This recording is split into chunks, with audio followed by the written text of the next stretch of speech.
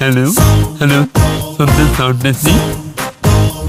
ആ ജീപ്പി പോണ സാധനത്തിന് ശരിക്കുള്ള ശബ്ദം കൂടി കൊടുത്തുവെച്ചിട്ടുണ്ടല്ല ഈ ഭൂഗോളോടത്ത് ഫുട്ബോൾ കെട്ടി കളിച്ചേനെ. കുട്ടമ്പിള്ള എന്ന് കൃത്യമായിട്ട് വിളിക്കാൻ നിന്റെ ജീവിതത്തിൽ പറ്റത്തില്ല. ഞാൻ പറഞ്ഞത് മലയാളം, ഞാൻ പറഞ്ഞത് മലയാളം. ഇതിങ്ങനെ തർജ്ജമ ചെയ്തു കൊടുക്കാൻ ഞാൻ പറഞ്ഞത് ജപ്പാൻ ഭാഷ.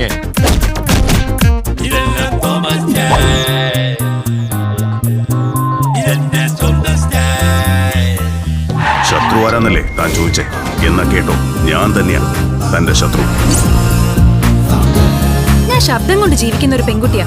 എന്നെ കല്യാണം കഴിക്കാൻ പോകുന്ന ആൾക്ക് നല്ലൊരു ശബ്ദം വേണമെന്നെങ്കിൽ എനിക്ക് ആഗ്രഹിച്ചൂടെ?